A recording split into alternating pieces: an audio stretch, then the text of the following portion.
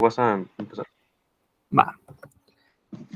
Buenas tardes, personas que nos escuchan en internet. Estamos acá militantes del Movimiento de Izquierda Revolucionaria, una organización marxista-leninista de México.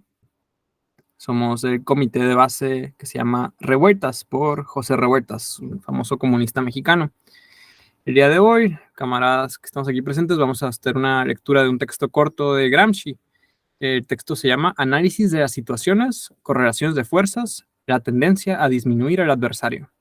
Es un texto muy corto, de unas 8 páginas, y pues se acompaña esta versión con una pequeña biografía de Gramsci.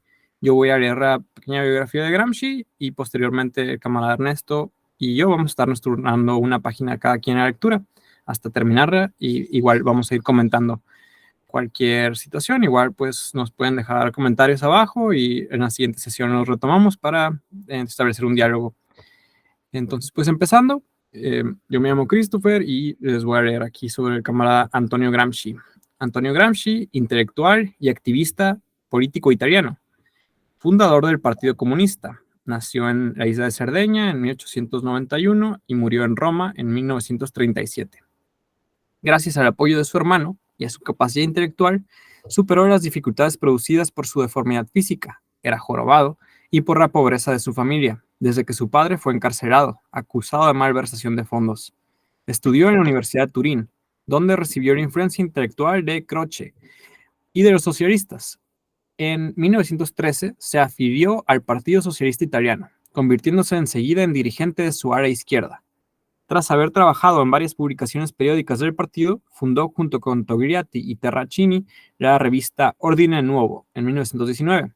Ante la disyuntiva planteada a los socialistas de todo el mundo por el curso que tomaba la Revolución Rusa, Gramsci optó por adherirse a la línea comunista y en el Congreso de Livorno, 1921, se escindió con el grupo que fundó el Partido Comunista Italiano.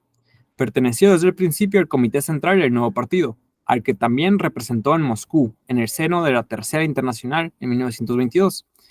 Dotó de un órgano de prensa oficial, l'Unità, en 1924 y representó como diputado en 1924 también. Fue miembro de la ejecutiva de la Internacional Comunista, cuya ortodoxia bolchevique defendió en Italia al expulsar del partido al grupo ultraizquierdista de Bordiga, acusándole de trotskismo en el 26. Enseguida hubo de pasar a la clandestinidad, dado que desde 1922 Italia estaba bajo el poder de Mussolini, que ejercía a partir del 25 una férrea dictadura fascista. Gramsci fue detenido en 1926 y pasó el resto de su vida en prisión, sometido a vejaciones y malos tratos que vinieron a añadirse a su tuberculosis para hacerle la vida en la cárcel extremadamente difícil, hasta que murió de una congestión cerebral. En estas condiciones, sin embargo, Gramsci fue capaz de producir una gran obra escrita, los voluminosos Cuadernos de la Cárcel, que contiene una revisión original del pensamiento de Marx en un sentido historicista y tendiente a modernizar el legado comunista para adaptarlo a las condiciones de Italia y de la Europa del siglo XX. Ya en el Congreso de Lyon, en el 26, había defendido la aplicación de las bases sociales del comunismo, abriéndolo a toda clase de trabajadores, incluidos los intelectuales. Sus aportaciones teóricas influirían poderosamente en la adaptación democrática del comunismo occidental que se produjo en los años 70 y 60, el eurocomunismo. Ese es el fin de mi biografía. También yo sé muy poquitas cosas de Gramsci, pero sé que cuando fue a Rusia se enamoró y se casó, según recuerdo, con una comunista de allá. Tiene cartas donde le escribe, una carta muy particular que recuerdo porque le escribe como que sentía como el peso de la responsabilidad muy duro sobre él, que sentía que veía a comunistas así como gente seria, incluso veteranos de guerra, y los veía como la responsabilidad de no saber qué hacer en momentos así de crisis, ¿no? De si debíamos de tomar las armas o no, si debíamos de, en la época, a principios de los 20, ¿no? En Italia, que fue así una época muy como de crisis, o sea, había la posibilidad a lo mejor del comunismo en esa época, y pues por lo mismo surgió el fascismo como una rama, un brazo anticomunista en cierta medida. Y sí, es así como que sentía como que la gente lo veía a él como si él supiera las cosas o él las pudiera resolver, ¿no? Y él se sentía pues igual de incapaz que otras personas, pero trataba de darles como cierta confianza porque pues veía como el peso del estrés, ¿no? Que implica el comunismo sobre las personas cuando no se quieren rendir y están así en momentos de crisis. Pero pues este fue el camarada. Entonces, el camarada Ernesto le toca leernos la primera página del texto. Vamos a comenzar aquí.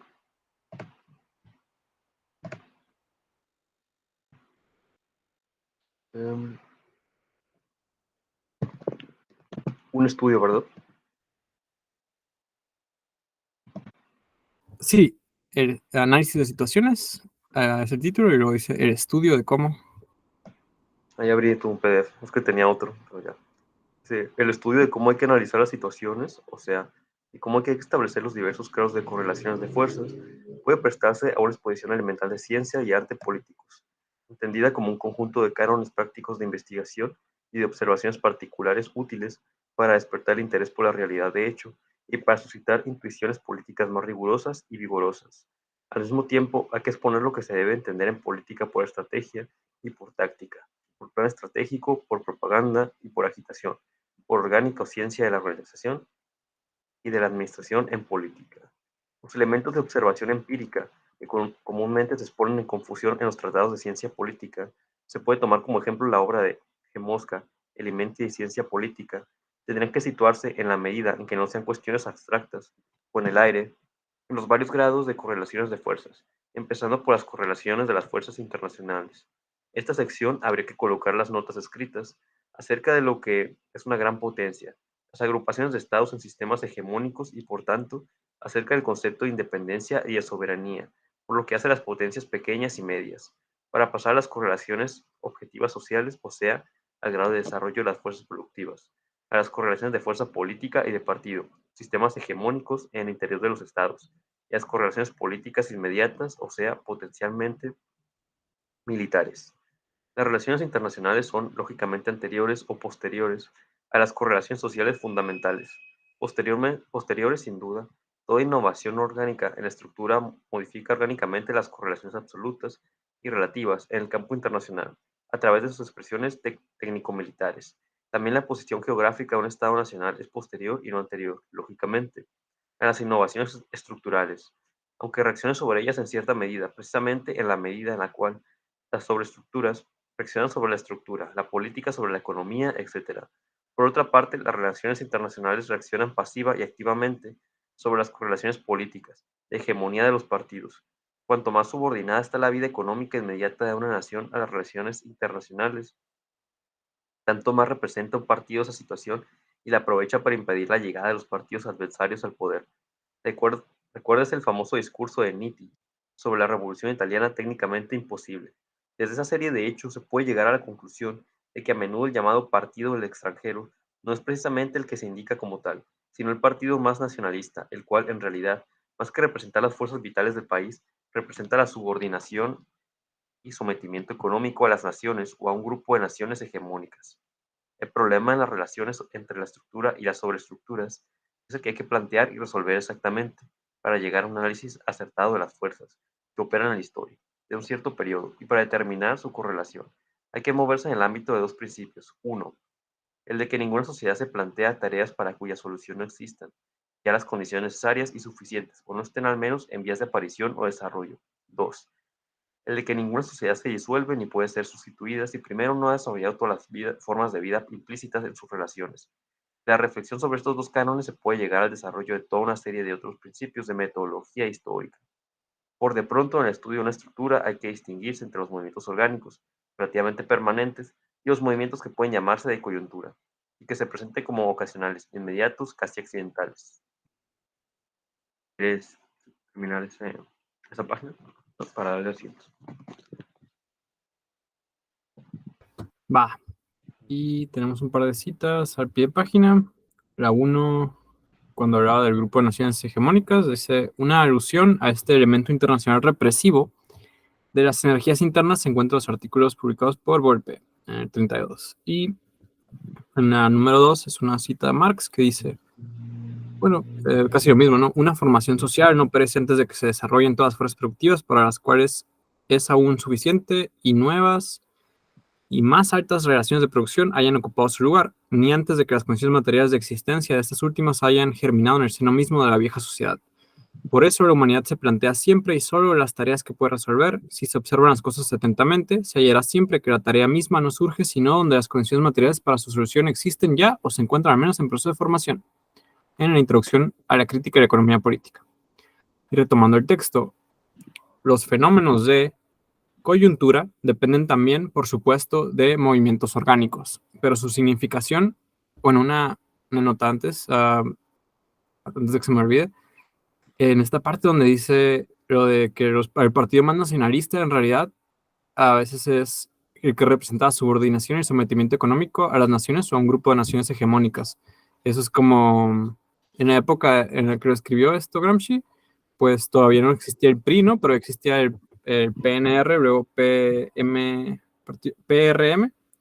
y luego fue el PRI, ¿no? En esa época igual tampoco, pues, o sea, es difícil decir que el gobierno cardenista era subordinado a Estados Unidos cuando expropió el petróleo, pero pues sabemos lo que pasó después, ¿no? Que se volvió el PRI, que hubo incluso, según sabemos ahora, presidentes que eran agentes de la CIA, o sea, güeyes que le pagaba a la CIA para hacer y obtener información y así, ¿no? Entonces, pues el PRI, a pesar de tener el discurso del nacionalismo que lo usaba en contra del comunismo, ¿no? Como, los comunistas son extranjeros que quieren venirnos a quitar nuestras vacas y tienes que matar a estos comunistas malditos extranjeros que quieren aquí cambiar en las cosas de México, ¿no? A los mexicanos, porque nosotros somos los mejores, ¿no? Hay un nacionalismo así, falso.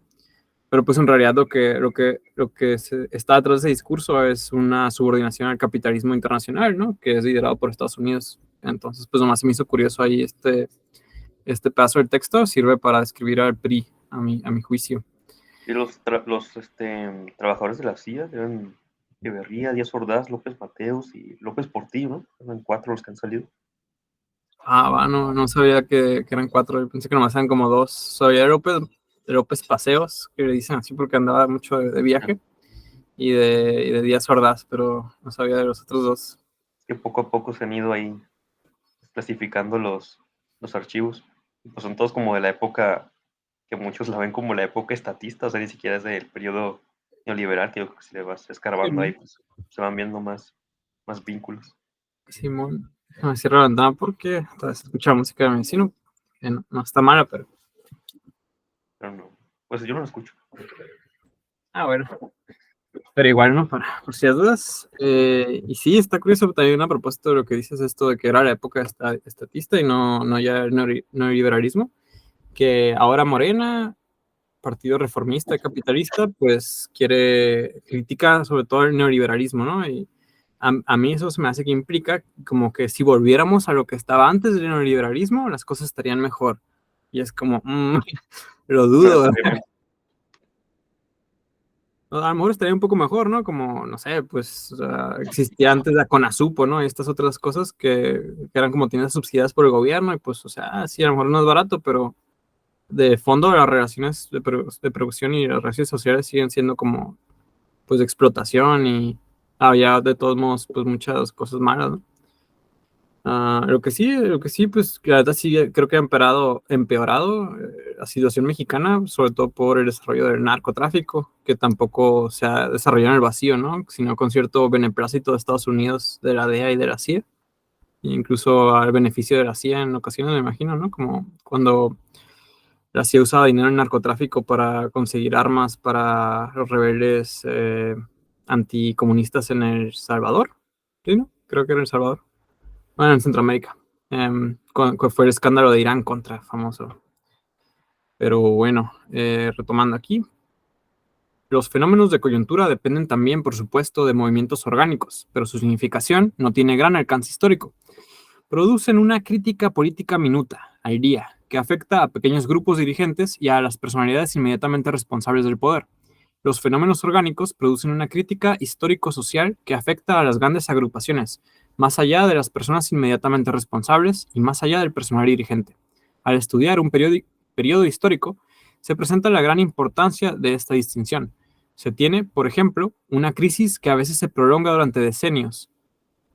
esa excepcional duración significa que se han elevado en la estructura contradicciones insanables, las cuales han llegado a madurez, y que las fuerzas políticas que actúan positivamente para la conservación y la defensa de la estructura misma se esfuerzan por sanarlas y superarlas dentro de ciertos límites.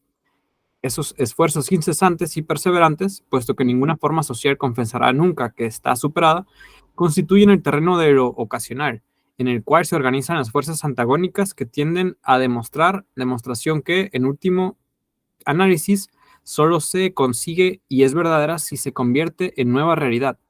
Si las fuerzas antagónicas triunfan, pero que en lo inmediato se desarrolla a través de una serie de polémicas ideológicas, religiosas, filosóficas, políticas, jurídicas, etc., cuya concreción puede estimarse por la medida en la que consiguen ser convincentes y alteran la disposición preexistente de las fuerzas sociales, que existen ya las condiciones necesarias y suficientes para que puedan, y por tanto deban, resolver históricamente determinados problemas.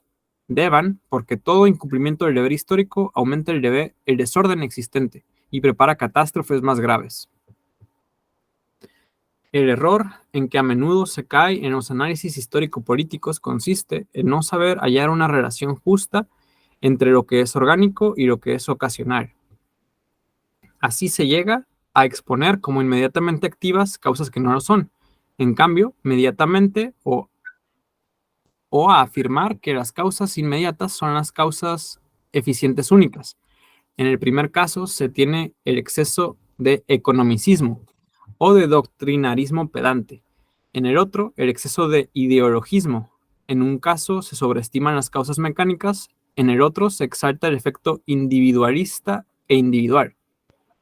La distinción entre movimientos y hechos orgánicos y movimientos y hechos coyunturales u ocasionales tiene que aplicarse a todos los tipos de situación, no solo a aquellos en los cuales ocurre un desarrollo regresivo o de crisis aguda, sino también a aquellos otros en los cuales se verifica un desarrollo progresivo y de prosperidad, así como a los de estancamiento de las fuerzas productivas.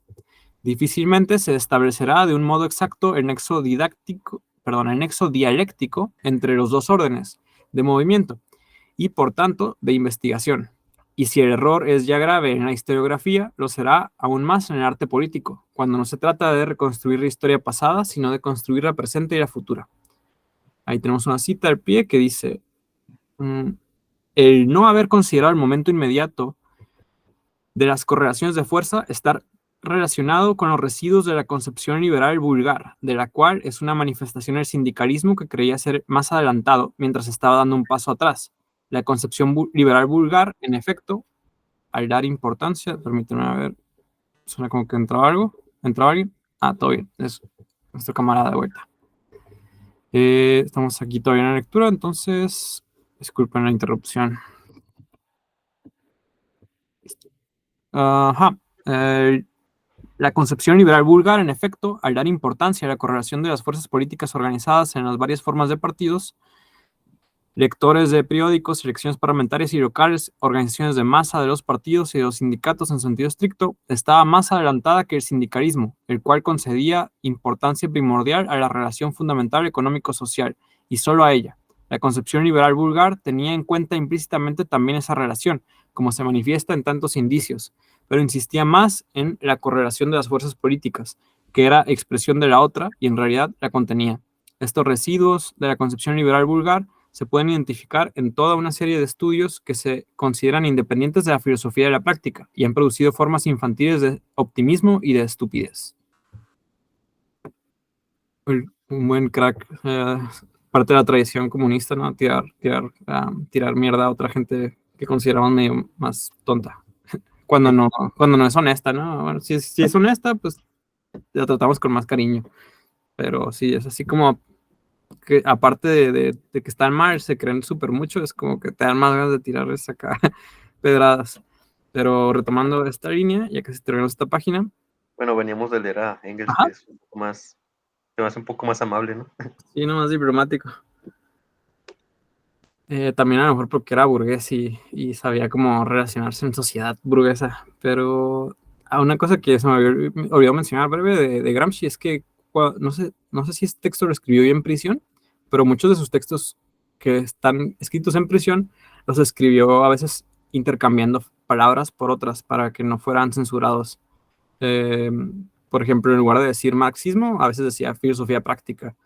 La filosofía práctica también tiene su propia historia, ¿no? Pues incluso es como una reivindicación de la filosofía antigua, porque para los antiguos griegos la filosofía no era solo pensar y estar en una escuela y escribir textos y leer textos y hacerte como un académico inteligente, ¿no? O algo así, sino también era la forma de vivir mejor y eso también implicaba la forma de organizar la política de tu ciudad mejor, ¿no? O sea, era un modo de vida así integral y no solo lo que se ha vuelto la filosofía ahora en buena medida, que es como un proyecto académico nomás y a veces muy separado de la realidad eh, donde existe, ¿no? Entonces, ajá, nomás ese detalle de la filosofía práctica que a veces se usa en ese sentido como sinónimo de marxismo, pero también es una tradición teórica que se creó, se acuñó en Italia al mismo tiempo que se estaba creando el socialismo científico, que es lo que normalmente decimos como marxismo, ¿no? Por un profe de Gramsci, ¿cómo se llamaba este compa? Me gusta su nombre, pero se me está olvidando ahorita. Si me acuerdo, se los menciono. Benedetto Croce. No, era otro. Ahorita se me está pasando, la verdad. Déjame, a ver si lo busco rápido. Filosofía práctica. Italia, Series 9.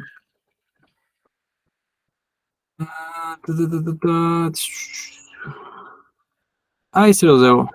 Pero sí, ahorita aparecerá igual. Pero sí, era como también, como que confluyó y Gramsci tenía esta tradición italiana de hablar de la filosofía práctica y lo mezcló con el marxismo. Pues en cierta forma el marxismo también es una filosofía política práctica, ¿no? Porque está diciendo qué es sabiduría en el sentido de qué es lo que es bueno y cómo deberíamos de buscarlo en el ámbito tanto individual como político a la vez, o sea, el marxismo en cierta medida pues, es como una forma del que los Marx y Engels eran jóvenes hegelianos, hegelianos de izquierda, ¿no? Y Hegel, la filosofía de Hegel, ahí nadie dice, no, eso no es filosofía. Es que a veces hay gente que dice que el marxismo no es filosofía o así, ¿no? Es como una disputa. Pero pues viene directamente el hegelianismo y el hegelianismo es como hay que liberar a la humanidad, hay que liberarnos nosotros como autoconciencia, que se reconoce parte del mundo y tiene capacidades, ¿no? Entonces, el cómo liberarnos, la libertad se vuelve como un bien universal importante, y el cómo liberarnos, ¿no? Eso es como el paso clave, y por eso hay un montón de disputas, y por eso nos peleamos mucho con otra gente, porque otras personas dicen, no, hay que liberarnos así como con puros sindicatos, y que usar partidos políticos está mal, o de hecho, la política no sirve para nada, no hay que usar nada de eso y nomás vivir nuestra vida individual porque la política no sirve, al contrario, no te libera, te esclaviza. ¿Sí? Y entonces, pues, en ese ambiente, el marxismo es una filosofía que propone liberarnos, pero no abandonar como esta visión política, ¿sí? ¿No? De dónde estamos parados y cómo podemos realmente intervenir y cambiar. Entonces ahí es una disputa constante, ¿no? Pero bueno, ya pasando para poder terminar esta hoja, eh, esta parte también se me hace muy, muy buena. Si el error es ya grave en la historiografía, lo será aún más en el arte político, cuando no se trata de reconstruir historia pasada, sino de construir la presente y la futura. Los propios deseos y las propias pasiones inferiores son la causa del error, porque sustituyen el análisis objetivo e imparcial. Y eso ocurre no como medio consciente para estimular reacción, sino como autoengaño. También en este caso muerde la víbora al charlatán, o sea, al demagogo. O sea, el demagogo es la primera víctima de su demagogia. Hay un detallito de esto, ¿no? El error en la historiografía, si es ya grave historiográficamente, lo será aún más en la política. Pues yo, la verdad, trato de ser como conciliador con los camaradas y las camaradas trotskistas, porque pienso que la mayoría son pues buenos comunistas y tienen buenas intenciones y quieren hacer como el proyecto mismo, ¿no? Del comunismo. Pero yo opino que hay un error ahí, o algunos errores como de su historiografía medio graves, que son como considerar um, los problemas de la URSS al principio como más relacionados, o al menos vulgarmente así es como yo se escucho hablar más, ¿no? Como echarle más la culpa a Stalin que a la estructura del Partido Comunista que tenía en esa época, como más así como un tipo de...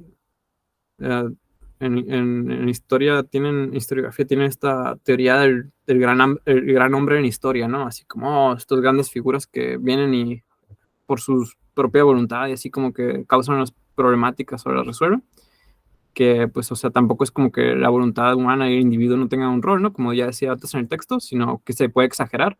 Yo pienso que al menos a muchos casos que he escuchado a los camaradas trotskistas, a mí me parece que tienen ese error.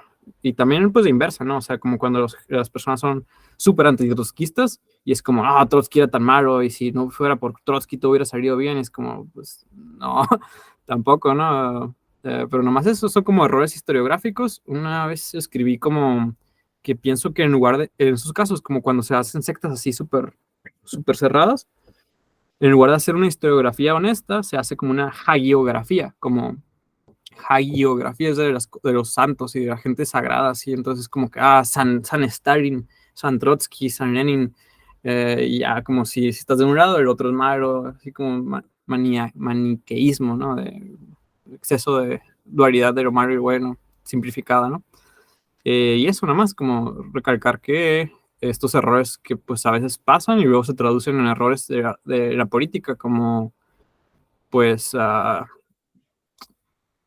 hay al menos acusaciones o casos donde hay casos así donde los anticomunistas han usado al trotskismo, a lo mejor no directamente a los trotskistas honestos, pero sí que hay muchos, la mayoría seguramente, pero sí han usado organizaciones falsas, al menos, que tenían el nombre de trotskismo, ¿no? O publicaciones falsas que usaban así las ideas de Trotsky o del trotskismo para como atacar a sus enemigos de la URSS y otros países, ¿no? Entonces, pues se presta como esa división a ciertos errores y a que nos explote el enemigo para pelear contra nosotros mismos, ¿no? Como a dividirnos, pues, y ya. Pero ahí no sé si quieres comentar algún otro detalle. Si no, para ya leer el último párrafo y leer. Ajá. Y en relación a lo que comentabas, pues si en México hubiera pues, un candidato, una candidata trotskista, ¿considerarías conveniente darle su apoyo? Porque ahorita que está por ejemplo, en Argentina, que está Bregman, que es pues siempre un trotskista en Argentina, pasa a las finales, ¿no? Siempre lleva como dos elecciones este Nico del Caño, que es como el mismo partido, pero me llama la atención que la izquierda ya, muchos dicen, pues no los apoyamos, porque no tienen realmente un proyecto definido de nación, simplemente ni van tanto por el lado de vamos a trabajar sobre las condiciones materiales, ¿no? Simplemente como que el discurso izquierdo, ¿no? Trosco que dicen allá. Pues me llama la atención ¿no? que la misma izquierda rechace eso, no sé cómo quería en México, que en México estamos lejísimos de tener eso, ya es que esta Xochitl Gálvez hizo un escándalo por sus declaraciones, pero pues estaba hablando en tiempo pasado, y aparte gente que dicen que militó y que nunca estuvo ahí, no sé por qué, eh, no sé qué gana con haber dicho eso, pero pues bueno, una estrategia debe tener, pero pues no sé qué opinas si pasara un movimiento similar en México, ¿cuál sería nuestro accionar? Pues es buena pregunta, ¿no? Y pones ahí en el spot, como dicen los gringos, a quien se la preguntes, porque, ajá, ¿no? Como está difícil. Por un lado, sé que en Argentina los trotskistas han demostrado pues bastante valentía en épocas, ¿no? Como cuando había la dictadura militar. Ellos eran, ¿cómo se llaman? Los Tupamaros, creo que, no sé si era ese o EPR, no recuerdo, ya saben que hay muchas siglas de estas cosas, pero una de las organizaciones principales de, de- de guerrilleras en Argentina durante la dictadura era entre peronistas y trotskistas. Lo habían hecho así como se aliaron, hicieron un grupo guerrillero y pues, no, como que eso merece respeto porque sí se aventaron a la pelea, ¿no? Y derramaron sangre y murieron. Dieron ahí, como demostraron como su compromiso, eh, por un lado. Ya en nuestro país, lo único que me detiene, porque en general pues yo pensaría que sí, a Xochitl Gálvez, pues no, porque ella es conservadora, ¿no? Si a lo mejor alguna vez lo fue honestamente una trotskista, pues pues eso más bien habla mal del trotskismo, ¿no? Que esta persona, pero pues también hay muchos comunistas de otras ramas que se han vuelto luego conservadores, anticomunistas, ¿no? Entonces, pero pues igual es medio irónico, ¿no? Como, ella, ¿qué nos supone que aprendió que eso está mal, todo lo que está haciendo ahora? Pero pues a lo mejor no aprendió bien o a lo mejor no iba, ¿no? Como dice alguien, pero, ajá. Por un lado, pues a ella no, pero a otra trotskista que sí fuera honesta, no sé, como hay una organización, ¿cómo se llama? Muchas palabras, pero es una organización trotskista, aparte de la OPT, que es acá de Baja California, que pues, a mí me parecen honestos, ¿no? Honestas.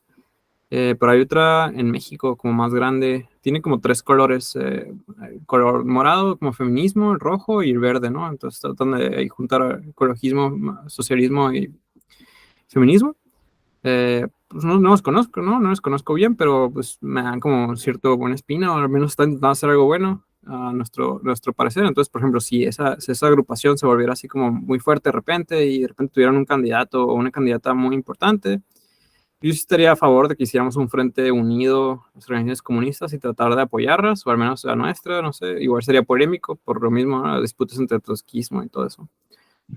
Por lo menos pienso que nuestra organización, el MIR, está un poco a salvo de esa disputa porque tratamos como de lidiar con la realidad y no estarnos peleando por como tantos problemas así, a menos de que de que sí venga el tema, ¿no? Entonces yo diría que si apoyáramos a esa candidata, lo único que me detendría sería como pensar en que lo hagan mal y pues nos vaya peor. Como entre un enemigo y prefiero que haya un enemigo mediocre en el poder que uno de nuestro lado que sea mediocre, porque pues prefiero que hagan errores los enemigos y ya nosotros los aprovechamos, que en lugar de que estemos nosotros regándola y regándola, ¿no? Porque haya, pues, no sé, un partido, una organización que realmente no sabe hacer las cosas bien. Eso también, un último detalle es cuando entramos a las disputas electorales, todavía no lo hacemos, ¿no? Pero como teóricamente o hipotéticamente, cuando me planteo eso, a veces pienso como que el problema realmente sería que ganemos. No el ganar, sino que ganemos y tengamos que hacer las cosas. Y es como, porque ya tienen el poder eh, del Estado actual, que pues desde ahí no puedes destruir el Estado capitalista, ¿no? Sino que tienes que operarlo desde ahí. Pues, como cómo lo vamos a traducir en políticas eficientes a favor de la clase trabajadora, que además hagan que el comunismo tenga como una mayor percepción positiva, ¿no? Al mismo tiempo que las personas que están en contra de nosotros van a estarnos acá atacándonos todo el tiempo e incluso nos pueden asesinar, como ya le pasa a muchos políticos en México que ni siquiera son comunistas, y a camaradas comunistas de otras organizaciones como el FPR, que les han matado a personas en años recientes. Pero bueno, esa es más o menos la situación. No sé tú qué pensarías de mi parte. ¿Tú crees que deberíamos de apoyar a algún candidato trotskista si se da el caso en México? Pues sí, quizás viendo la situación del momento. Así que las condiciones materiales y viendo a la persona, ¿no? El poder a lo mejor de negociación, porque pues si entra alguien así, digamos, pues, quizá aquí podemos tener cierta injerencia, pues mejor estar dentro que fuera. Pero pues siento que comentas, pues también es un buen punto, ¿no? Fíjate, que no se haga un buen trabajo y luego cómo recuperarse de ese golpe quizás de credibilidad, ¿no? Porque pues sí, vamos, el común denominador no es como que piense de que, este es trotskista, este no, o sea, simplemente es como que, pues son todos comunistas. Bueno, hay de todo, ¿no? Pero quizás es la percepción de gran parte de la gente. Cierto, cierto. Sí, nos echan a todos la soga en conjunto, ¿no? No están, que también es como una crítica medio chistosa luego con los anarquistas, que ellos se quieren diferenciar así tajantemente de nosotros, de los comunistas, tipo leninistas, pero pues cuando el enemigo anticomunista viene, no es como que, es que tú eres anarquista, todo bien, a menos de que les convenga, ¿no? A dividirnos más. Que por cierto, vi hace poco un documental súper rancio y terrible y asqueroso de TV Azteca en una de sus subsidiarias que se llama ADN 40, que era el 2 de octubre, la otra versión se llama. Lo presenta un ex diputado del PAN que se llama Luis Pasos, y ese güey pues anda ahí contando como básicamente contando la historia que decía el PRI y algunas conspiraciones así sembrando de que no, en realidad era todo culpa de la CIA o todo culpa de los comunistas. No me acordé porque habla de cómo organizaciones trotskistas o que se decían trotskistas eran infiltradas por la CIA y que un amigo suyo que era trotskista le dijo como no vayas el 2 de octubre, bro. Acá como que según ya supiera ese güey, ¿no? Y por eso ese güey anda ahí tratando, a mí se me hace bien rancio, aparte, entre lo de todo lo demás que dice, porque estaba tratando, a mí me parecía de seguir metiendo la cuña entre trotskistas y otros comunistas, ¿no? Como que, miren, esos güeyes están de nuestro lado realmente acá, como, no confías en ellos. Y pues a lo mejor algunos sí, pero lo mismo puede haber traidores en los otros bandos, ¿no? De otras sectas del comunismo. Entonces, pues es una lucha más constante, más que como sectarismo exacerbado, que es lo que yo creo que está tratando de hacer ese documental, que pues de nuevo presenta el lado del gobierno acá. Así 10 hordas de hecho salvó a México del comunismo y sus estudiantes está bien que los mataran básicamente. Y ya, pues, enturbiar ahí todas las aguas, generar conspiraciones, etcétera. Pero bueno, ya el último párrafo que me toca, para que sigamos la lectura con tu siguiente página, dice así. Aquí está. Estos criterios metodológicos pueden cobrar visible y didácticamente toda su significación cuando se aplican al examen de hechos históricos concretos. Podría hacerse útilmente para los acontecimientos ocurridos en Francia entre 1789 y 1870. Me parece que, para mayor claridad de la exposición, es necesario abarcar todo ese periodo, pues efectivamente, solo en 1870-71, con el intento de la Comuna, se agotan históricamente todos los gérmenes nacidos en 1789. O sea, no solo que la nueva clase que lucha por el poder derrota a los representantes de la vieja sociedad que no quiere confesarse decididamente superada, sino que además derrota a los grupos novísimos que consideran ya superada la nueva estructura nacida de la transformación iniciada en 1789. Y así prueba que es vital frente a lo viejo y frente a lo novísimo. Además, en 1870-71 pierde eficacia el conjunto de principios de estrategia y táctica política nacidos prácticamente en 1789 y desarrollados ideológicamente en torno al 48, los que se resumen en la fórmula de la revolución permanente. Sería interesante estudiar qué parte de esa fórmula pasó a la estrategia de Mazzini, por ejemplo, por lo que hace la insurrección de Milán de 1853 y si ello ocurrió conscientemente o no. Un elemento que muestra el acierto de este punto de vista es el hecho de que los historiadores no están nada concordes. Es imposible que lo estén, al fijar los límites del grupo de acontecimientos que constituye la Revolución Francesa. Para algunos, Salvemini, por ejemplo, la revolución se consuma en Valmy, Francia. Ha creado un nuevo Estado y ha sabido organizar la fuerza político-militar, que afirma y defiende la soberanía territorial del mismo. Para otros, la revolución continúa hasta Thermidor, y hasta hablan de varias revoluciones. El 10 de agosto sería una revolución independiente, etc. El modo de interpretar Termidor y la obra de Napoleón ofrece las contradicciones más ásperas. ¿Se trata de revolución o de contrarrevolución? Para otros, la historia de la revolución continúa hasta 1830, 1848, 1870 e incluso hasta la Guerra Mundial de 1914. Hay una parte de verdad en cada uno de esos modos de ver las cosas. Realmente las contradicciones internas de la estructura social francesa, que se desarrollan a partir de 1789, no encuentran una composición relativa hasta la Tercera República, y entonces Francia tiene 60 años de vida política equilibrada, después de 80 agitaciones de onda cada vez más larga. 1789, 1794, 1799, 1804, 1815, 1830, 1848 y 1870. Precisamente el estudio de esas ondas de diversa oscilación permite reconstruir las relaciones entre la estructura y las sobreestructuras, por una parte, y por otra entre el desarrollo del movimiento orgánico y el movimiento coyuntural de la estructura. Puede decirse, por de pronto, que la mediación dialéctica entre los dos principios metodológicos enunciados al comienzo de este apunte se puede descubrir en la fórmula político-histórica de la revolución permanente. La cuestión que suele llamarse de las correlaciones de fuerza es un aspecto del mismo problema. A menudo se lee en las narraciones históricas la expresión genérica, correlaciones de fuerzas favorables, desfavorables a tal o cual tendencia. Así, abstractamente, esta formulación no explica nada o casi nada, porque se limita a repetir el hecho de que hay que explicar presentándolo una vez como hecho y otra como ley abstracta, y como explicación. El error teórico consiste, pues, en dar de un canon de investigación y interpretación como si él fuera la causa histórica. En la correlación de fuerzas hay que distinguir por de pronto varios momentos o grados que son fundamentalmente estos. 1.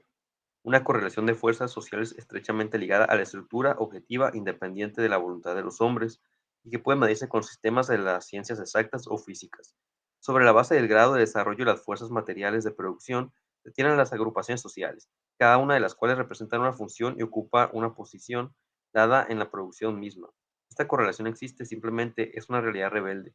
Nadie puede modificar el número de las empresas o de sus empleados, el número de las ciudades con la correspondiente población urbana, etc. Esta división estratégica fundamental permite estudiar si en la sociedad existen las condiciones necesarias y suficientes para una transformación, o sea, permite controlar el grado de realismo y de actuabilidad de las diversas ideologías nacidas en su mismo terreno, en el terreno de las contradicciones que la división ha engendrado durante su desarrollo. 2. Un momento ulterior en esta correlación de las fuerzas políticas, esto es, la estimación del grado de homogeneidad de autoconciencia y organización alcanzando por los varios grupos sociales. Este momento puede analizarse a su vez distinguiendo en él varios grados que corresponden a los diversos momentos de la conciencia política colectiva, tal como se han manifestado hasta ahora en la historia. El primero y más elemental es el económico corporativo. Un comerciante siente que debe ser solidario con otro comerciante, un fabricante con otro fabricante, etc. Pero el comerciante no se siente aún solidario con el fabricante, o sea, se siente la unidad homogénea y el deber de organizarla, la unidad del grupo profesional, pero todavía no la del grupo social más amplio. Un segundo momento es aquel en el cual se conquista la conciencia de la solidaridad de intereses de todos los miembros del grupo social, pero todavía en el terreno meramente económico. Y en este momento se plantea la cuestión del Estado, pero solo en el sentido de aspirar a conseguir una igualdad jurídico-política con los grupos dominantes, pues lo que se reivindica es el derecho a participar en la legislación y en la administración, y acaso el de modificarlas y reformarlas, pero en los marcos fundamentales existentes.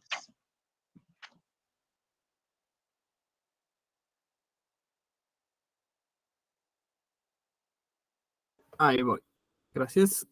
Un tercer momento es aquel en el cual se llega a la conciencia de que los mismos intereses corporativos propios, en su desarrollo actual y futuro, superan el ambiente corporativo, de grupo meramente económico, y pueden y deben convertirse en los intereses de otros grupos subordinados. Esta es la frase más estrictamente política, la fase más estrictamente política, la cual indica el paso claro de la estructura a la esfera de las sobreestructuras complejas. Es la fase en la cual las ideologías antes germinadas se hacen partido, chocan y entran en lucha, hasta que una sola de ellas, o por lo menos una sola combinación de ellas, tiende a prevalecer, a imponerse, a difundirse por toda el área social, determinando, además de la unidad de los fines económicos y políticos, también la unidad intelectual y moral, planteando todas las cuestiones en torno a las cuales hierve la lucha, no ya en un plano corporativo, sino en un plano universal, y creando así la hegemonía de un grupo social fundamental sobre una serie de grupos subordinados. El Estado se concibe, sin duda, como un organismo propio de un grupo, destinado a crear las condiciones favorables a la máxima expansión de ese grupo, pero ese desarrollo y esa expansión se conciben y se presentan como una fuerza motora de una expansión universal, de un desarrollo de todas las energías nacionales, o sea, el grupo dominante se coordina concretamente con los intereses generales de los grupos subordinados, y la vía estatal se concibe como un continuo formarse y superarse de equilibrios inestables dentro del ámbito de la ley, entre los intereses del grupo fundamental y los de los grupos subordinados, equilibrios en los cuales los intereses del grupo dominante prevalecen, pero hasta cierto punto, no hasta el nudo de interés económico corporativo. En la historia real, esos momentos se implican recíprocamente, horizontal y verticalmente, por así decirlo, o sea, según las actividades económicas sociales horizontales y según los territorios verticales, combinándose y escindiéndose por modos varios. Cada una de esas combinaciones puede representarse en una propia expresión organizada, económica y política, pero aún hay que tener en cuenta que con esas relaciones internas de un Estado-nación se entrelazan las relaciones internacionales, creando nuevas combinaciones originales e históricamente concretas. Una ideología nacida en un país desarrollado se difunde en países menos desarrollados, incidiendo en el juego local de combinaciones. La cita que pone en el 5 dice: la religión, por ejemplo, ha sido siempre una fuente de esas combinaciones ideológico-políticas nacionales e internacionales. Y con la religión, también las demás formaciones internacionales, la masonería, el Rotary Club, los hebreos, la diplomacia de carrera, que sugieren expedientes políticos de orígenes históricos diversos y los llevan al triunfo en determinados países, funcionando como partido político internacional que actúa en cada nación con todas sus fuerzas internacionales concentradas. Una religión, masonería, el Rotary, los hebreos, etc. Pueden incluirse en la categoría intelectuales, cuya función consiste, a escala internacional, en mediar entre los extremos, socializar los hallazgos técnicos que permiten funcionar a las actividades de dirección, arbitrar compromisos y vías de salida entre las soluciones extremas. Respecto a esto, Ajá. recuerdo de una tipo de discusión respecto a la religión católica y las eh, iglesias protestantes en Estados Unidos, y uno decía de que es que las iglesias protestantes no tienen un gran poder porque pues, están separadas y están nada más en ciertos países. Así, y el Papa, en cambio, pues tiene poder hasta desde Japón hasta en América, y lo que dice su palabra es ley. Y era como que un argumento que daba en contra de la iglesia en su papel, digamos, contrarrevolucionario o reaccionario, no sé cómo puedan decir. Pero pues nada más sí, digo, en el caso específico de la religión católica, o sea, la palabra del Papa, ellos se dejan llevar porque dicen, no, que es infalible. Y pues sí es infalible, pero en cuanto a temas estrictamente teológicos, ¿no? O sea, si dice algo de la Biblia, pues ahí sí tiene razón, o sea, no se le puede contradecir dentro de esa lógica, pero en todos los demás temas políticos, digamos, pues sí es una persona, en mi iglesia lo pone, ¿no? Como que una persona, eh, como todas, ¿no? Que pueda tener una opinión y que puede estar acertada o no, eso ya depende de la interpretación de cada persona, entonces pues, nada más que decir eso, ¿no? Que no es como que sea eh, como esta fuerza internacional aplastante que puede tener poder, inclusive entre los católicos, ¿no? De decir algo y que todo el mundo le tenga que hacer caso porque es infalible. Simón. Incluso pues vemos los cambios, ¿no? Entre la línea de Vaticano hace un siglo, ahora, ¿no? Ahora es menos políticamente anticomunista. De hecho, me gustó una cita del Papa reciente, del Papa actual, que hace unos años dijo algo como, le entrevistaron y le preguntaron algo de la relación entre los comunistas y los cristianos, y él dijo que los comunistas son los que actúan como cristianos, o sea que no, y a mí eso me gusta porque suena chido, así como soundbite, así como un pedacito para un titular, ¿no? Como que sacas eso y es como, sí, los comunistas son los verdaderos cristianos o algo así. Pero le decía más en el sentido de que no, pues, o sea, si nos parecemos es porque esos güeyes se parecen a nosotros más que nosotros a ellos, ¿no? Pero, como defendiendo también esa línea del cristianismo emancipatorio, ¿no? Como la teología de liberación, que igual a lo mejor el siguiente papa va a volver con más fuerza al anticomunismo, quién sabe. Pero Simón, ese tipo de, como que el reflejo del vaivén de los papas, pues también demuestra su falibilidad política, como mencionabas. Y los masones y el club rotario, que a mí me dan cierta... Los Rotary no lo conozco casi, ¿no? Pero, o sea, sé que están en muchas partes, pero los masones pues son así como en general, así como tienen una mala fama, y en Italia, de hecho, en el país de Gramsci, durante la Guerra Fría, pues tuvieron una logia masónica que se llamaba Propaganda Due, como Propaganda 2 o algo así, y era anticomunista, así, de lo más anticomunista que se puede ser, y mataban gente y generaban violencia, los años de plomo que hubo en Italia. Y pues, ¿no? Yo no confío en ellos. Me dan ahí cierta desconfianza. Una vez me invitaron a ser masón, cuando me invitaron a que pidiera unirme, y yo como, estar en una organización secreta queriendo ser así como comunista y ganarte la confianza de la gente se me hace contraproducente, y ya dije que no. Pero Simón, ya casi te toca de nuevo, nomás me falta este título, digo, este párrafo. Dice, el tercer momento de Sí. No, creo que me salté una, perdón. Esta correlación entre fuerzas internacionales y fuerzas nacionales se complica todavía más por la existencia dentro de cada estado de numerosas secciones territoriales de varia estructura y diversas correlaciones de fuerzas en todos grados. Así, por ejemplo, la Vendée está aliada con las fuerzas internacionales reaccionarias. Ahí era como la parte de Britania, la parte occidental norte de Francia. Ahí hubo una revolución, una revuelta de campesinos cuando fue la Revolución Francesa, que estaban en contra del gobierno revolucionario, ¿no? Dice que esa región está pues, aliada con la reacción internacional y la representaba en el seno de la unidad territorial francesa. Y Dion representaba en la revolución un particular nudo de correlaciones, etc. 3. El tercer momento es el de la correlación de las fuerzas militares, que es el inmediatamente decisivo en cada caso. El desarrollo histórico oscila constantemente entre el primer y el tercer momento, con la mediación del segundo. Que recapitulando, el segundo es el momento de la relación de fuerzas políticas y el primero es de la relación de las estructuras. No, el segundo es el de la homogeneidad y autoconciencia de cada grupo, ¿no? Entonces, las estructuras que hay, la autoconciencia de los grupos y la relación de fuerzas militares. ¿Qué dice acá? Pero tampoco este es indistinto ni identificable inmediatamente de una forma esquemática, sino que también en él se pueden distinguir dos grados, el militar en sentido estricto o técnico militar y el grado que puede llamarse político militar. Es el desarrollo de la historia en esos dos grados. En el desarrollo de la historia en esos dos grados se han presentado con una gran variedad de combinaciones. Un ejemplo típico, que puede servir como paradigma límite, es el de la relación de opresión militar en un Estado sobre una nación que esté intentando conseguir su independencia estatal.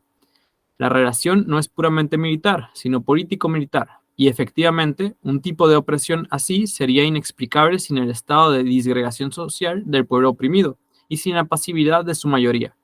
Por tanto, no podrá conseguirse la independencia política con fuerzas puramente militares, sino que harán falta fuerzas militares y político-militares. Pues, si la nación oprimida tuviera que esperar para empezar la lucha por independencia, y ese enunciado no se acaba rápido, así que te toca empezar la lucha por independencia. A que el Estado hegemónico le permitiera organizarse su propio ejército en el sentido estricto y técnico de la palabra. Podría echarse a dormir. Puede ocurrir que la reivindicación de contar con un propio ejército sea admitida por la nación hegemónica, pero eso significará que una gran parte de la lucha habrá sido ya combatida y ganada en terreno político-militar. La nación oprimida opondrá, por tanto, inicialmente a la fuerza militar hegemónica, una fuerza solo político-militar.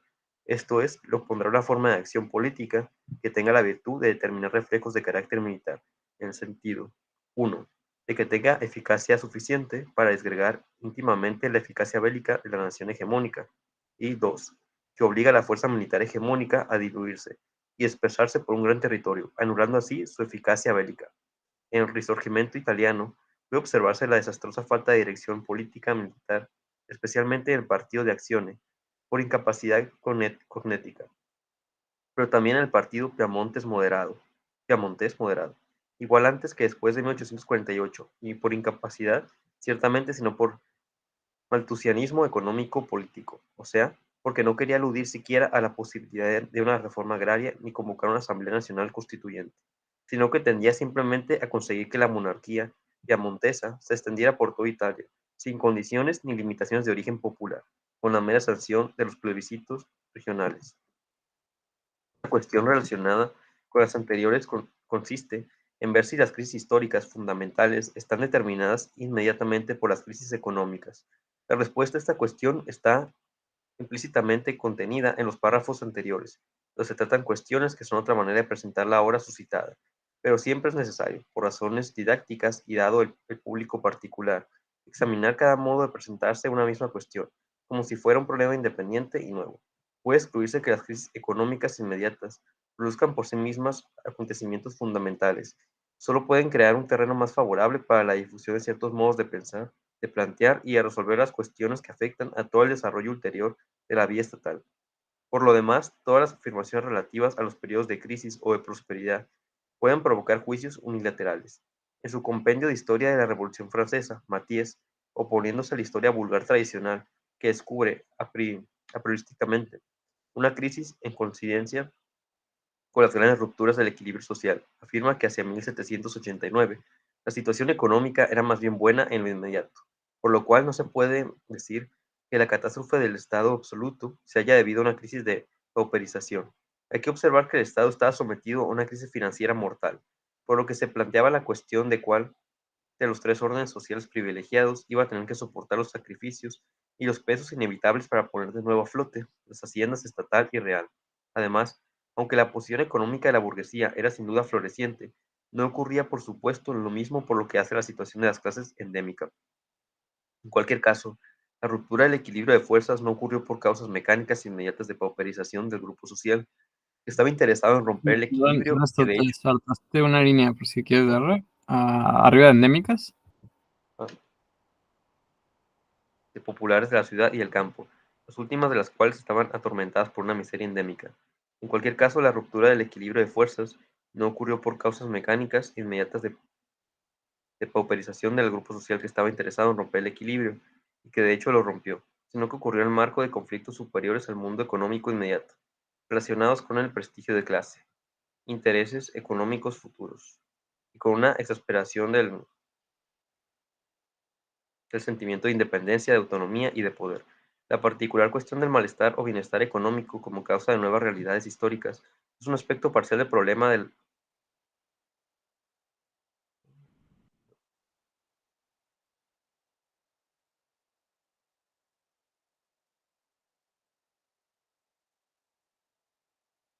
Esperamos, se me fue la hoja. Todo bien. ¿El problema? Bueno, Dios. Casi no.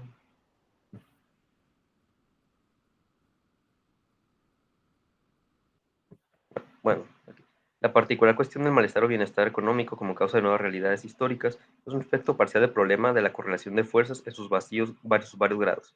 Pueden producirse novedades ya porque una situación de bienestar quede amenazada por el nudo egoísmo de un grupo adversario, ya porque el malestar se haya hecho intolerable y no se vea en la vieja sociedad ninguna fuerza capaz de mitigarlo y de restablecer una normalidad con medios legales. Por tanto, se puede decir que todos esos elementos son manifestación concreta de las fluctuaciones de coyuntura del conjunto de las correlaciones sociales de fuerza en cuyo terreno se produce el paso de esas correlaciones sociales a correlaciones políticas de fuerza para culminar en las correlaciones militares decisivas. Si ese proceso de desarrollo se detiene en un determinado momento, se trata esencialmente de un proceso que tiene por actores a los hombres, a la voluntad y la capacidad de los hombres. La situación dada es inactiva y pueden producirse conclusiones contradictorias. La vieja sociedad resiste y se asegura un periodo de respiro, exterminando físicamente a la élite adversaria y aterrorizando a las masas de reserva, o bien se produce la destrucción recíproca de las fuerzas en conflicto, por instauración de la paz de los cementerios, que puede incluso estar bajo la vigilancia de un centinela extranjero. Bueno, disculpa a las personas que nos están viendo porque como 3 veces he movido la página sin querer drásticamente. Pero esta última parte, ¿no? Bastante clara. Esto, a mí sí el terrorismo sí funciona. Digan lo que digan, porque a mí sí me da miedo el terror blanco, ¿no? El terror anticomunista, como esto que dice, exterminando físicamente a la élite adversaria y aterrorizando a las masas de reserva. Y pues el ejemplo así como más drástico que yo conozco de terrorismo blanco es en Indonesia, en el 65 del siglo pasado, en 1965, como el Partido Comunista allá era la segunda o tercera fuerza política más grande del país, tenía como no sé cuántos millones de militantes y como unos 30 millones de personas así afiliadas como secundariamente, ¿no? Como en sus organizaciones de masas. Entonces era una fuerza política grande pero no tenían una teoría de la lucha armada ni estaban así, se sentían como confiados en este optimismo independentista de que, hicimos un nuevo país, estamos así todos juntos en esto, y en eso de repente una parte del ejército apoyada por la CIA y asesores alemanes, ex nazis, entre comillas, el ex, eh, secuestran como a 10 generales, los torturan, los matan y echan la culpa a los comunistas. Y es como, con eso se justifica que se maten a unos 1 millón a 3 millones de personas. No se sabe cuántas mataron porque siguen gobernando los mismos que las mataron, entonces ellos no van a hacer no han hecho una tipo de verdad y reconciliación ni nada de eso. Es así como todavía un crimen impune y que seguramente va a quedar impune porque toda esa gente pues ya cada vez es más vieja, ¿no? Y va solo a morir y a haber disfrutado de su riqueza y etcétera, ¿no? Y también lo que sé es casi todo un par de documentales muy famosos. Uno se llama El acto de matar y el otro La mirada del silencio. Y en el primero se habla de cómo se usó mucho como a lo que es básicamente el narco en Indonesia para ese tipo de cosas, como a los maleantes, a los gángsters, se les vendía la idea de la libertad, ¿no? Y se puede ver un poco también en relación como al narco México, que pues, esos güeyes son mucho más libres que una persona que tiene que trabajar de una oficina, ¿no? Acá tienen dinero, andan en sus troconas y, pues no sé, andan en carros acá de la playa, ¿no? Y tienen todos estos juguetes. Entonces, en cierta forma tienen libertad, ¿no? En un sentido así, al menos superficial, a pesar de que en otro sentido realmente están como esclavizados por el sistema como feudal, ¿no? En el que operan, como feudal capitalista, feudal en el sentido que pues tienen la violencia así y tienen como un señor al que le deben lealtad, más que en una empresa, ¿no? Por ejemplo, en el capitalismo burgués normal, pues un empleado se puede cambiar de empresa más fácilmente, ¿no? Pero si un vato se cambia de un cártel a otro, pues lo van a matar a lo mejor, ¿no? Lo van a perseguir por haber traicionado ahí a su señor. Eso decía algo de feudal, ¿no? Pero, ajá, ese aspecto del narco ahí que se usaba en Indonesia para pues, venderles el discurso de la libertad y al mismo tiempo usarlos como grupos de choque anticomunista muy efectivos, por cierto. Y pues los comunistas como no estaban listos, no estaban conscientes de esa posibilidad, ni se habían preparado, no habían hecho su tarea, los agarraron con los pantalones abajo y los mataron a todos, o a casi todos, ¿no? A otros los mandaron a campos como de concentración a ser esclavos de empresas como Goodyear que sacaban hule de Indonesia, ¿no? Y ahora Indonesia está bien famosa ahora porque de ahí viene un montón de aceite de palma y pues estos mismos güeyes que gobiernan ese país mataron a millones de gente, pues naturalmente tampoco se van a preocupar mucho por el ecosistema, ¿no? Y los orangutanes y todos los rinocerontes y toda la biodiversidad que hay en ese archipiélago gigante. Entonces, pues es un desastre, ¿no? Ahí ecológico también. Y pues la historia que les enseñan a los niños en la clase es, sí, los comunistas eran los malos, pero gracias a los buenos generales anticomunistas del ejército, ahora vivimos muy bien. Y es como puro lavado de cerebro, ¿no? Ajá, todavía ser comunista en Indonesia es ilegal, no puedes, si alguien visita Indonesia, no lleve acá como camisas de Che Guevara, puede meterse en problemas, etcétera.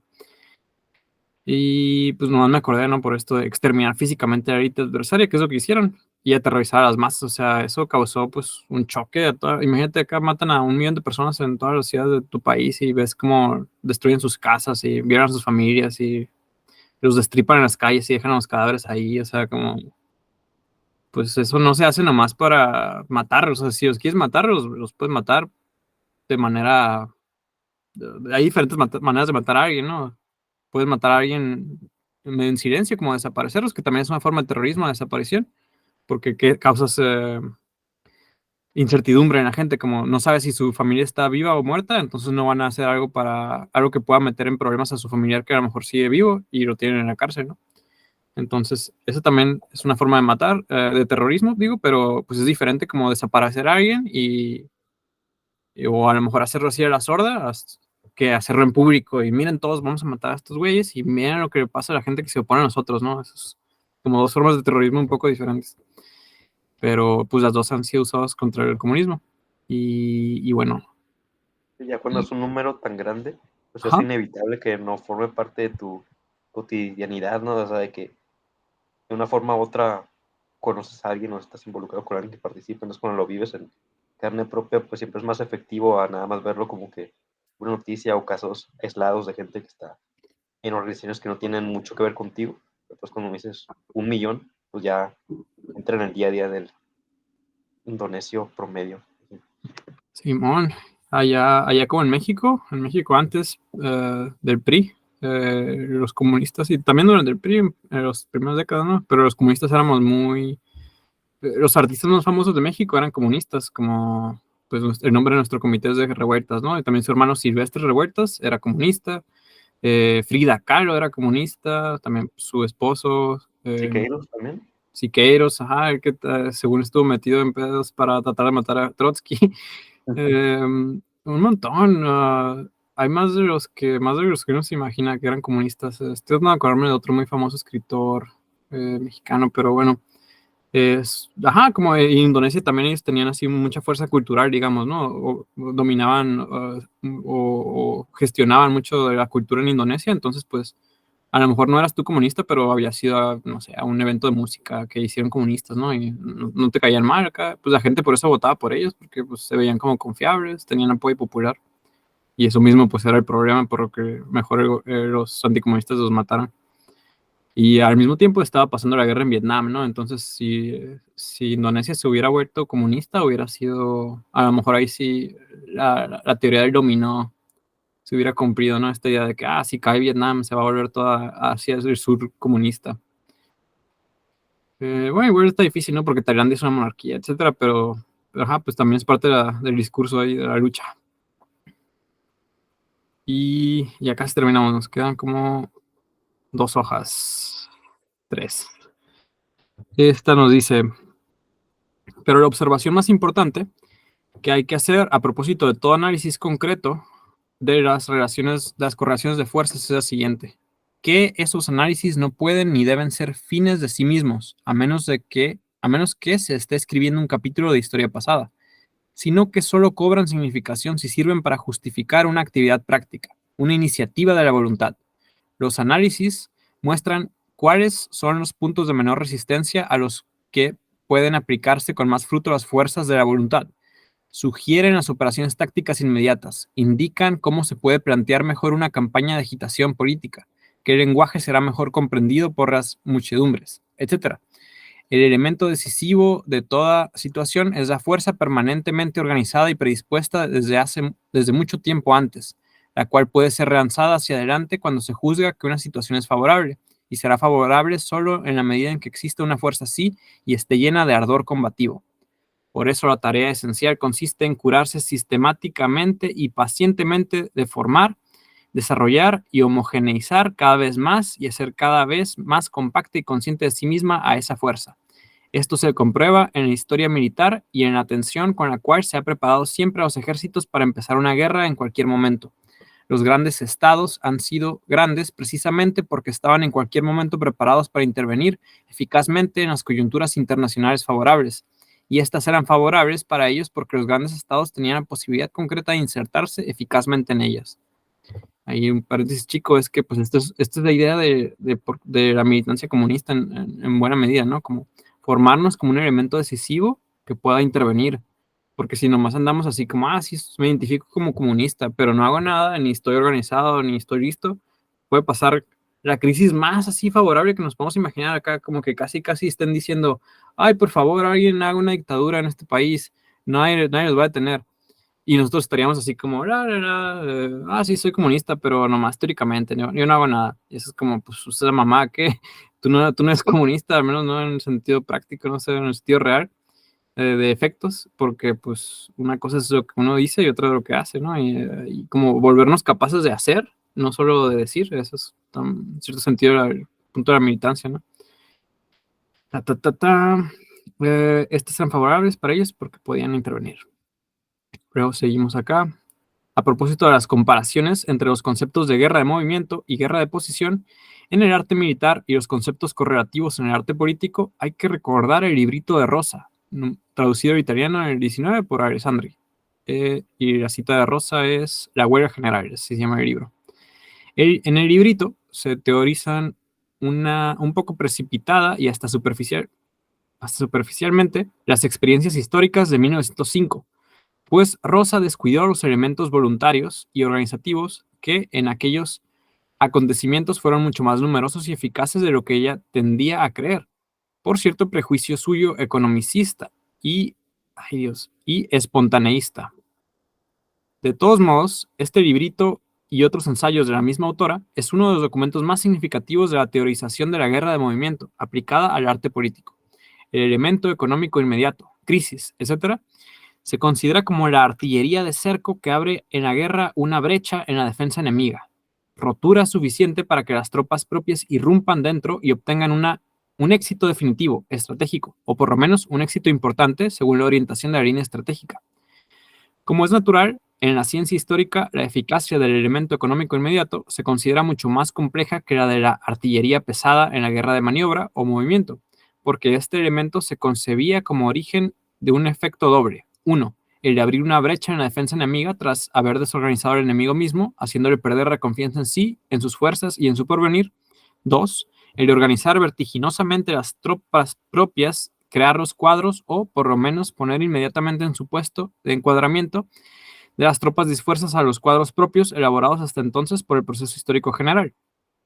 3. El de crear inmediatamente la concentración ideológica de identidad con la finalidad buscada. Era esta una forma de férreo determinismo economicista, con el agravante de que sus efectos se creían rapidísimos en el tiempo y en el espacio. Por eso se trataba de un misticismo histórico propiamente dicho, expectativa de una especie de fulguración milagrosa.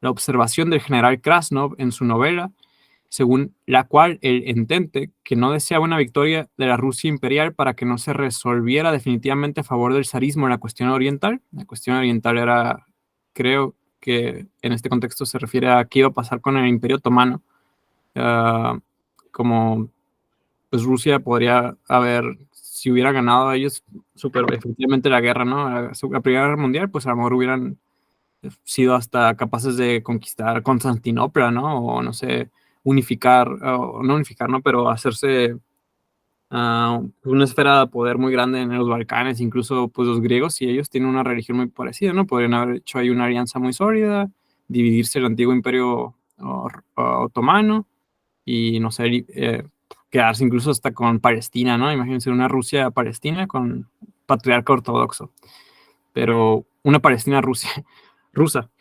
Pero bueno, esa es la cuestión oriental. Y nos dice Gramsci que el general Krasnov en una novela, según la cual el entente no quería que Rusia ganara, impuso al Estado Mayor ruso la guerra de trincheras, absurda, dada la enorme extensión del frente desde el Báltico al Mar Negro, con grandes zonas pantanosas y de bosque, mientras que la única posibilidad era la guerra de maniobra. Eso nos dice Gramsci, que eso es una afirmación pura y simplemente estúpida. En realidad, el ejército ruso intentó la guerra de movimiento y de rotura del frente, sobre todo en el sector austriaco, pero también en la Prusia Oriental, y tuvo éxitos brillantísimos, aunque efímeros. La verdad es que no se puede elegir la forma de guerra que se quiere practicar.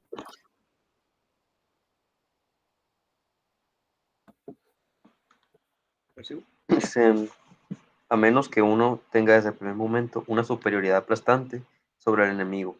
Sun sabía las enormes pérdidas que costó la obstinación de los estados mayores en no reconocer que la guerra de posiciones quedaba impuesta por la correlación general de las fuerzas en pugna, pues la guerra de posiciones no consta solo en efecto de las trincheras propiamente dichas, sino de todo el sistema organizativo e industrial del territorio que se encuentra a espaldas del ejército de combate, y le imponen especialmente el tiro rápido de los cañones, de las ametralladoras, de los mosquetones y la concentración de armas en un determinado punto, así como la abundancia de suministro que permite sustituir rápidamente el material perdido a raíz de un hundimiento del frente y una retirada. Otro elemento es la gran masa de hombres que intervienen en las formaciones de primera línea, de valor muy desigual, que precisamente por eso tienen que actuar como masa. Así se ha visto cómo en el frente oriental una cosa era irrumpir en el sector alemán y otra irrumpir en el austriaco, y que incluso en el sector austriaco, una vez reforzado por tropas alemanas, elegidas y mandado por alemanes, la táctica de asalto se saldó con un desastre. Lo mismo se vio en la guerra polaca de 1920, cuando el avance que parecía irresistible fue detenido ante Varsovia por el general Weygand, al llegarse a la línea mandada por oficiales franceses. Los mismos técnicos militares, ahora obsesionados por la guerra de posición, igual que antes lo estaban por la de movimiento, y aunque este tipo tenga que considerarse eliminado de la ciencia de la guerra. Solo que en las guerras entre los estados más adelantados industrialmente y en civilización, la guerra de movimiento tiene que considerarse como reducida ya a una función táctica más que estratégica, o sea, a la posición en que antes se encontraba la guerra de asedio, respecto de la de maniobra. La misma reducción hay que practicar en el arte y en la ciencia de la política, al menos por lo que hace a los estados más adelantados, en los cuales la sociedad civil se ha convertido en una estructura muy compleja y resistente a los asaltos catastróficos del elemento económico inmediato, crisis, depresiones, etc. Las sobreestructuras de la sociedad civil son como el sistema de trincheras de la guerra moderna. Así como en esta ocurría en un encarnizado ataque artillero, parecía haber destruido todo el sistema defensivo del adversario, cuando en realidad no había destruido más que la superficie extrema, de modo que en el momento del asalto, los asaltantes se encontraban con una línea defensiva todavía eficaz. Así también ocurre en la política, durante las grandes crisis económicas. Ni las tropas asaltantes pueden, por efecto mero de la crisis, organizarse fulminantemente en el tiempo y en el espacio, ni aún menos adquieren por la crisis espíritu agresivo y en otro lado los asaltados no se desmoralizan ni abandonan las defensas, aunque se encuentren entre ruinas, ni pierden la confianza en su propia fuerza, en su propio porvenir. Es verdad que las cosas no quedan como estaban antes de la crisis económica, pero no se tiene ya el elemento de rapidez de aceleración de tiempo, de marcha progresiva definitiva, como lo esperarían los estrategas del cadornismo político. La cita 17 dice, el general Cadorna fue el jefe del Estado Mayor del ejército italiano durante la Primera Guerra Mundial. La crítica militar posterior ha tendido a salvar las concepciones estratégicas del general, probablemente por motivos políticos. Gramsci aplica el término cadornismo político a la visión mística, extremista y economicista de la huelga general porque se tiene, verosímilmente, a la estimación popular de la estrategia de Cadorna como una responsable expectativa a la vez eufórica e inerme de la autodestrucción. Batalla de Caporetto. El último hecho de este tipo en la historia de la política han sido los acontecimientos de 1917. Ellos han marcado un giro histórico decisivo en el arte y en la ciencia de la política. Se trata pues de estudiar con profundidad cuáles son los elementos de la sociedad civil que corresponden a los sistemas de defensa de la guerra de posición. Escribe aquí intencionalmente con profundidad, porque esas cuestiones han sido ya estudiadas, pero desde puntos de vista superficiales y triviales, al modo como ciertos historiadores del vestido estudian las extravagancias de la moda femenina, o bien desde un punto de vista racionalista, o sea, con la convicción de que ciertos fenómenos se destruyen en cuanto que se explican con realismo, como si fueran supersticiones populares, las cuales por lo demás tampoco se destruyen con solo explicarlas. Vientos, vientos, ya casi terminamos. Un detalle se me ocurrió, ¿no? Es como, pues Gramsci no vio las armas nucleares, pero esto que menciona un poquito arriba en el penúltimo párrafo, antepenúltimo, de cómo la guerra de posiciones se vuelve para los estados más adelantados industrialmente, pues más preponderante, ¿no? Dice, la guerra de movimiento tiene que considerarse reducida como una función táctica más que estrategia, o sea, a la posición en que antes se encontraba la guerra de asedio respecto a la maniobra. Eh, sí, ¿no? Como que lo normal se vuelve la guerra de posiciones y lo extraordinario, lo que se tiene que explotar, pero no es lo normal, es la guerra de maniobras. Y nomás me parece curioso por cómo las armas nucleares pues han vuelto eso una realidad bastante observable, ¿no? Como la guerra, no, la destrucción mutuamente asegurada, que en inglés le ponen MAD, como la palabra loco, loca, eh, es, pues detiene, ¿no? Como pone un límite estratégico, un límite a las posibilidades de lo que se puede hacer sin que se llegue a una guerra que destruya a los dos bandos. Entonces eso limita, pienso, bastante claramente a la guerra de maniobra, ¿no? Como a lo mejor puede haber un momento donde puedes explotar una ventaja así bastante bien, pero si lo haces vas a crear una guerra nuclear y eso no vale la pena. Ya nomás ese detalle se me ocurrió ahí, de cómo pues Gramsci no vio eso, pero ya en cierta medida lo predijo, ¿no? Indirectamente. Nos queda una paginita, no sé si quieres comentar algo más de estas secciones que leímos. Pues, no, pues ya vamos a la última, la Va. destrucción del enemigo, creo que es, ¿no? Ujú. Y sí, es la última, la mera, mera última. Nos dice, la tendencia a disminuir al adversario es, sin más, perdón, es sin más un documento de la inferioridad del que la tiene, la tendencia de disminuir al adversario. Se tiende infantilmente a disminuir rabiosamente al adversario para poder creer que se le vencerá sin ninguna duda. Por eso hay oscuramente en esa tendencia un juicio acerca de la propia incapacidad y debilidad, que quiere animarse, y hasta podría reconocerse en ella un conato de autocrítica, que se avergüenza de sí misma, que tiene miedo de manifestarse explícitamente y con coherencia sistemática. Se cree en la voluntad de creer, como condición de la victoria, lo cual no sería erróneo si no se concibiera mecánicamente, convirtiéndose en un autoengaño, cuando contiene una indebida confusión entre masas y jefes y rebaja la función del jefe al nivel del seguidor más atrasado y sin luces. En el momento de la acción, el jefe puede intentar infundir en los seguidores la convicción de que el adversario será derrotado sin ninguna duda, pero él mismo tiene que hacerse un juicio más exacto y calcular todas las posibilidades, incluso las más pesimistas. Un elemento de esta tendencia es de la naturaleza del opio. Es efectivamente propio de débiles el abandonarse a las fantasías, el soñar con los ojos abiertos que los propios deseos son la realidad, que todo se desarrolló según los deseos de uno. Por eso se atribuyen a una parte la incapacidad, la estupidez, la barbarie, la cobardía, etc., y a la otra las dotes más altas del carácter y de la inteligencia. La lucha no puede ser dudosa, y ya parece que se tenga la victoria en la mano.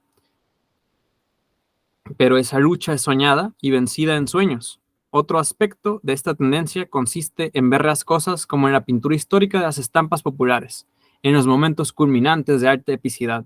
En la realidad, se empiece a actuar por donde se empiece, las dificultades resultan inmediatamente graves porque no se ha pensado nunca concretamente en ellas. Y como siempre hay que empezar por cosas pequeñas, pues, por regla general, las cosas grandes son conjuntos de cosas pequeñas, la cosa pequeña se desprecia.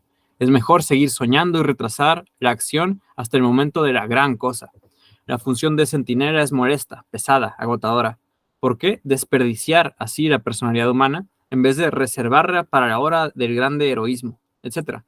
No se tiene en cuenta que si el adversario te está dominando mientras tú lo disminuyes, reconoce ser dominado por uno al que consideras inferior, pero entonces, ¿cómo es que ha conseguido dominarte?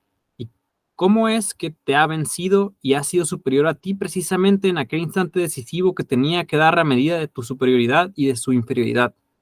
No hay duda, algún diablo anda de por medio. Pues bien, aprende a conseguir que el diablo se ponga de tu parte. Una asociación literaria. En el capítulo 14 de la segunda parte del Quijote, el caballero de los espejos sostiene que ha vencido a Don Quijote. Y échole confesar que es más hermosa mi Casilla que su Dulcinea, y en solo este vencimiento hago cuenta que he vencido a todos los caballeros del mundo, porque el tal Don Quijote que digo los ha vencido a todos, y habiéndole yo vencido a él, su gloria, su fama y su honra se ha transferido y pasado a mi persona. Y tanto el vencedor es más honrado, cuanto más el vencido es reputado. Así que ya corren por mi cuenta y son mías las innumerables hazañas del ya referido Don Quijote. Y así nos termina, nomás diciendo que la cita de Gramsci estaba en español, o sea que Gramsci podía leer nuestro idioma. ¿Qué te hace pensar esta última parte, Ernesto? ¿Cómo ves?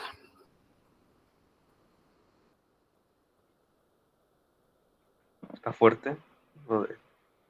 Propio de los débiles el abandonarse a las fantasías, soñar con los ojos abiertos, que los propios deseos son la realidad. A mí me hizo acordarme de un compa de ahí de la facultad que también es comunista, pero no lo... no nos pudimos congeniar del todo porque pues yo lo invité a militar y él tenía la idea de como de no copiar las organizaciones que existen, ¿no? Y que quería hacer una propia desde cero. Pues eso, pues bien, ¿no? Acá está bien, te apoyo, lo que sea. Pero también tenía como unas ideas más no sé si ya haya cambiado, pero en esa época al menos, como de que la lucha en el sector estudiantil no valía la pena, que debíamos ir a las fábricas y que eso era como casi lo único importante y que los estudiantes eran todos pues pequeños burgueses o aburguesados y que por lo mismo no tenía como mucho sentido estar ahí, ¿no? Y a mí me recordó eso, esa situación por lo de como esa despreciar las cosas pequeñas y mejor seguir soñando y retrasar la acción hasta el momento de la gran cosa o así, como que estar en una posición que a lo mejor no es tan no sé, clave a tu juicio, a lo mejor no hace sentir a ciertas personas como que valga la pena y mejor prefieren no desperdiciar así pues su personalidad y sino guardarla para otros segmentos más importantes, ¿no? Pero pues en la práctica uh, sirve gestionar cosas en los espacios diferentes, ¿no? No solo en las fábricas, y de hecho las fábricas, pues en buena medida yo creo a conciencia se han hecho cada vez más difíciles de organizar desde el lado así como comunista, ¿no? Porque pues funcionan como si fueran cárceles, están todos los trabajadores separados, entran por así, tienen rejas, tienen guardias afuera, están como pues, muy segmentado todo, ¿no? Entonces, hay unos comunistas en la India, Vijay Prashad es uno de ellos, de quien lo escuché, que han empezado como a lidiar con ese modelo de maquiladoras, que así también le dicen allá, al menos le dijo él, a, en lugar de tratar de organizar a la gente en su punto de trabajo, organizarla en el punto donde viven, como en los barrios. Y en los barrios, pues ahí no está la limitación de las empresas, ¿no? Como impidiéndote entrar o repartir volantes, etcétera. Pero pues sí, nomás como que ese tipo de adaptación, que es también parte del legado de Gramsci, como a mí me gusta, no sé dónde lo dice exactamente, pero me gusta mucho una de sus frases donde él dice que básicamente nuestro método comunista del socialismo científico es una cosa adaptable y que no es así como un dogma preestablecido donde todo tienes que ser mecánicamente igual, ¿no? Sino como que tienes que adaptarlo a tu realidad y lidiarte con tu realidad, no tratar como andar así como en estos sueños de que no, hay que esperar las mejores condiciones y que la gente ahorita es tonta o lo que sea, y no nos entiende, pero no sé, así como tienes que lidiar con la gente como es, encontrarla en su punto, adaptarnos. Y sí, y también Lenin. Luego cuando estábamos viendo qué hacer en el invierno pasado, a mí me daba un montón de risa porque me acordaba de este compa que te mencioné. Y, y ahí Lenin dice explícitamente como hay que ir a la clase estudiantil porque tenemos que usar todos los casos de injusticia contra todas las clases como ejemplos de cómo el capitalismo está mal, o bueno, en su época era el zarismo, ¿no? Pero cómo el sistema de clases que queremos derrotar está mal y tratar de usar todos esos ejemplos para encauzar a esas fuerzas a la revolución y para demostrarle a la clase trabajadora que se puede pelear por sus derechos como clase en el ejemplo que puede darle a otra clase, ¿no? Como yo soy a lo mejor un obrero aquí en México y veo que los estudiantes están organizando machín y que ganan cosas, ¿no? Y es como, wow, pues si ellos pueden, yo, ¿por qué no puedo, no? Ese tipo de ejemplo también es importante. Ya, pues también está, me gusta mucho esta parte final de Gramsci, ¿no? Aquí echándole tierra a la gente. Se me hace un poco como una motivación, ¿no? Respecto a esas pues, sí, acciones pequeñas que por alguien externo no le puede dar mucho valor. Es como que, ¿por qué lo haces así? No sirve de nada, pero sí, ¿para qué esperar a la gran cosa? Así es como, esta última página es como, digamos, el libro de autoayuda, de superación de quien está inmiscuido en temas de izquierda, temas revolucionarios. Y no hay una buena motivación para no agüitarnos también, pues porque, por ejemplo, esto que estamos haciendo, ¿no? Alguien nos puede decir eso qué, o sea, pueden leerlo ustedes solos y cállense, ¿no? O, nomás son un club de lectura o algo así, sin ver que pues, hacemos otras cosas aparte de esto. Pero aparte de eso, pues también generar nuestra autoconciencia es una cosa pequeña a lo mejor, pero pues valiosa, importante, ¿no? Si no lo hacemos, no vamos a entender dónde estamos ni ser capaz nunca de alterarlo efectivamente, ¿no? Pero pues también por eso lo estamos grabando, para que otras personas que a lo mejor les interesan estos temas puedan acercarse, presentar cualquier duda que tengan en los comentarios, queja, insulto de que, malditos comunistas, váyanse a comer caca o lo que sea. Pues si quieren, pues escribirlo está bien, también nos ayuda a que la gente lo vea. Pero sí, o cualquier pregunta, ¿no? A lo mejor hay muchas personas que como les han dicho siempre que el comunismo es malo, pero pues si se abrieran poquito y nos preguntaran cosas, podríamos dialogar pacíficamente, ¿no? Y no tratarnos así como si fuéramos monstruos y que no merecemos vivir ni nada de esas cosas, ¿no? Que luego dicen a nosotros y por eso también justificaban como el 2 de octubre, ¿no? Esos anticomunistas que les mencioné en el discurso ese de TV Azteca, de de como, pues, es que son comunistas y como, y ser comunista está peleando con la muerte o qué, o no merecemos vivir los comunistas o qué. Pues sí, es parte de la disputa ideológica, ¿no? Pero también, pues, como dices, ¿no? Nos anima este texto a no dejarnos llevar por las malas tendencias de nuestros propios deseos, incluso de nuestras fantasías, ni tampoco por pues las mentiras, ¿no? De la lucha y de clases que a veces nos dicen. O sea, ¿alguna reflexión final que quieras dejarle al grupo? Pues nada, es la primera lectura de Gramsci. Fíjate, lo último, no esta última página, sino la anterior. Me llamó la atención, estaría padre repasar algún día lo de El arte de la guerra, que es un libro que no he leído y que a mucha gente en distintos ámbitos como que le ha ayudado. Eh, pues nada, que nos sigan, vamos a tratar de ser más constantes porque este lo veníamos postergando bastante, ¿no? Por un motivo u otro. Pues nada, se ayuda mucho, se aprecia mucho el like, porque eso también me ayuda a hacer que lo recomiende un poquito más. Sobre todo los primeros días es cuando el video se empieza a recomendar un poco a quizá personas que ven contenido similar. Excelente, excelente. Vamos a dejar nuestros likes para que nos ayude a las recomendaciones. Y sí, luego podemos leer, también podemos leer textos que no sean comunistas, pero pues nosotros somos comunistas, ¿no? Y nos sirven de todas formas, como El arte de la guerra, que pues, es un texto súper viejísimo, de China, o textos también del siglo XIX que son importantes en ese ámbito, ¿no? Como, ¿cómo se llama nuestro compa Clausewitz, que escribió, es un libro súper clásico, discúlpeme, Clausewitz, de la guerra. Ese texto también está suave y habla, por ejemplo, del genio militar, ¿no? O de la formación de los oficiales, así, este factor como subjetivo también de lo militar, ¿no? Que pues para los comunistas y las comunistas es fundamental, ¿no? Es lo que tratamos de hacer como militantes. En otra parte, Gramsci dice algo como que los militantes comunistas son como intentan ser como una oficialía de un ejército en formación y que pues es más difícil formar capitanes, o sea, oficiales del ejército pues, que luego formar ejército, ¿no? O sea, como que si tienes unos capitanes capaces, formar un ejército no es tan difícil, pero si no tienen capitanes, pues es imposible.